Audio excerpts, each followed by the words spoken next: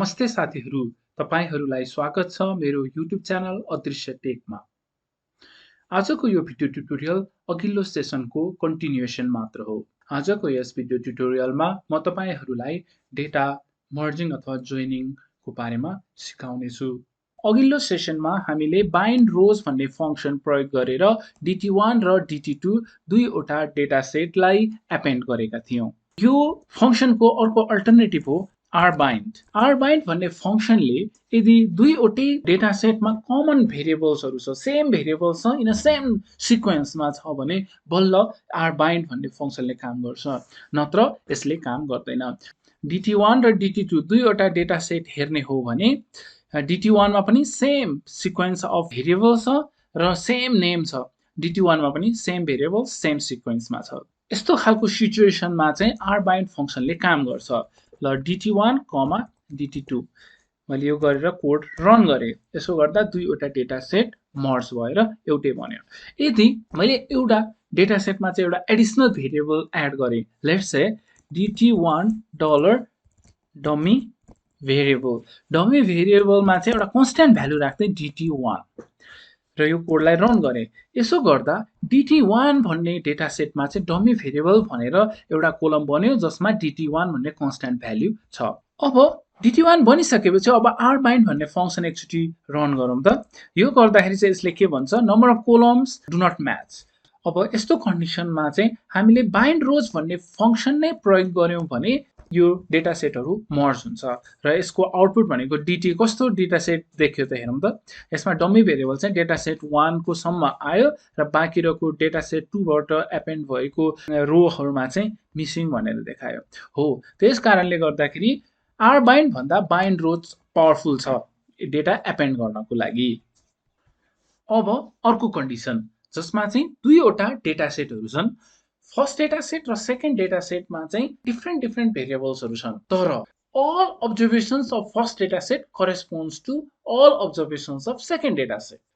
हो, यस्तो कन्डिसनमा चाहिँ हामीले कोलमलाई बाइन्ड गर्छौं र त्यसको लागि दुईवटा फंक्सन्सहरु छ, cbind और callbind।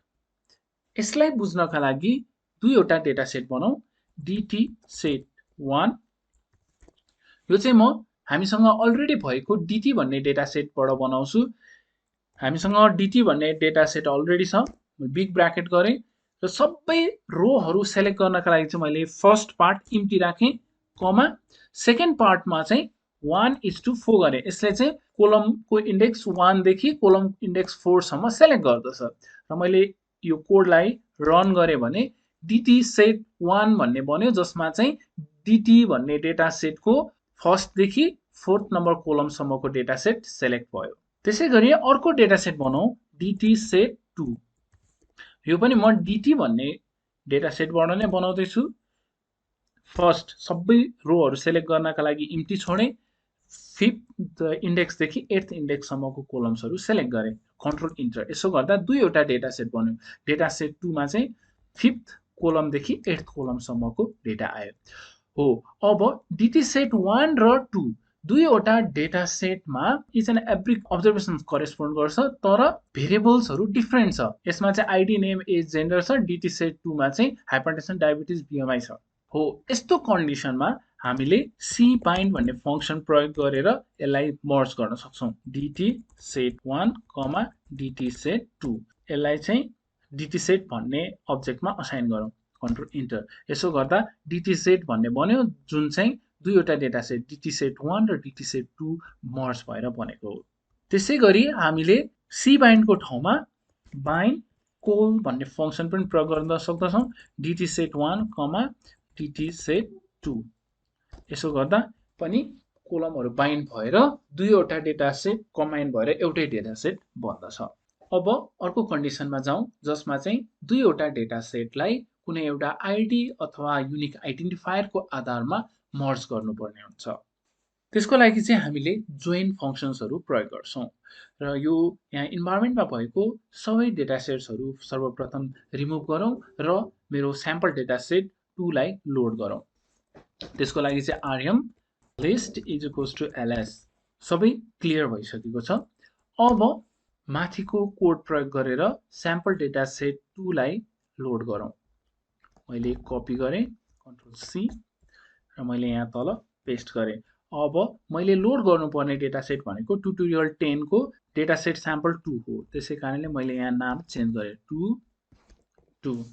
अब यो डेटासेटहरू लोड गरौँ है त। Control enter.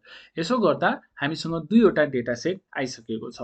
डेटासेट 1 मा आइडी, नेम, एज, जेन्डर छ भने डेटासेट 2 मा आइडी, हाइपरटेन्सन, डायबिटिज र बिएमआईहरू छ। हामीसँग यो डेटासेट्सहरू आइडी को आधारमा मर्ज गर्नका लागि डिफरेन्ट जोइन फंक्सन्सहरू छन्।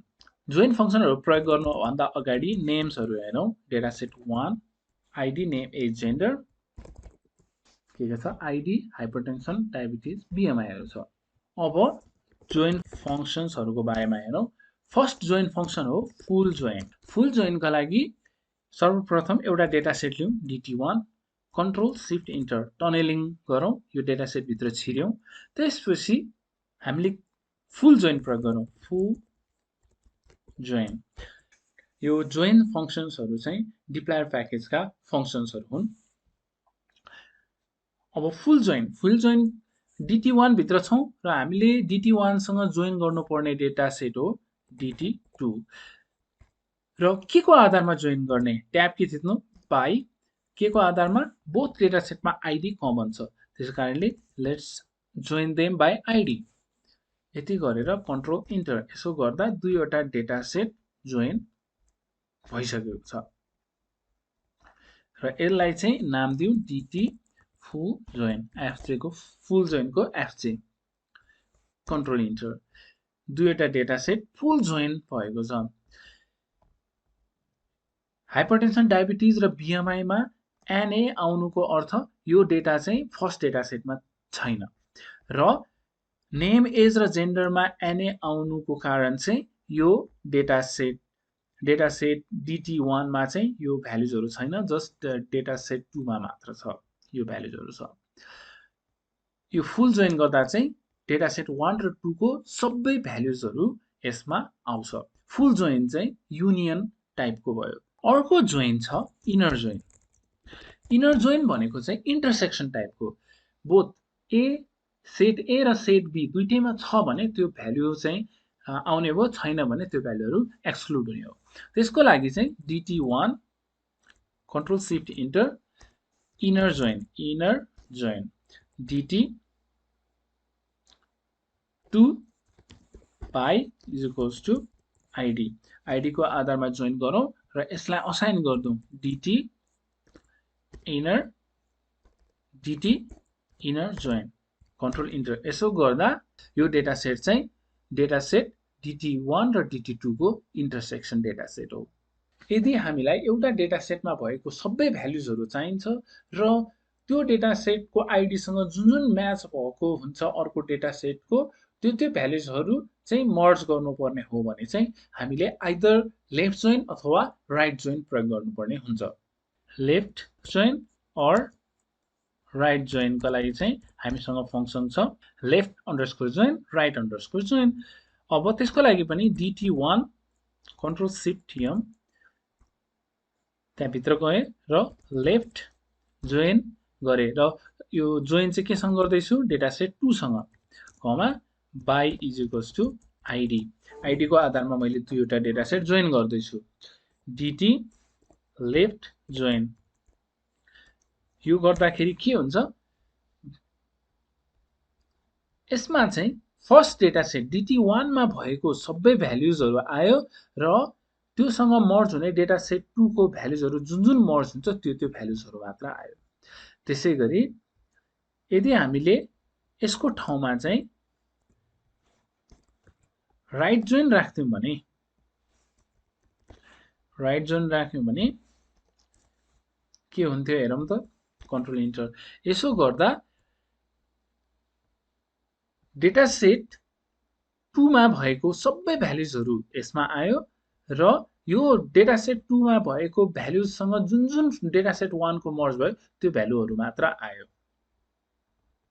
यसरी हामीले लेफ्ट जोइन र राइट जोइन प्रयोग गर्न सक्दछौँ।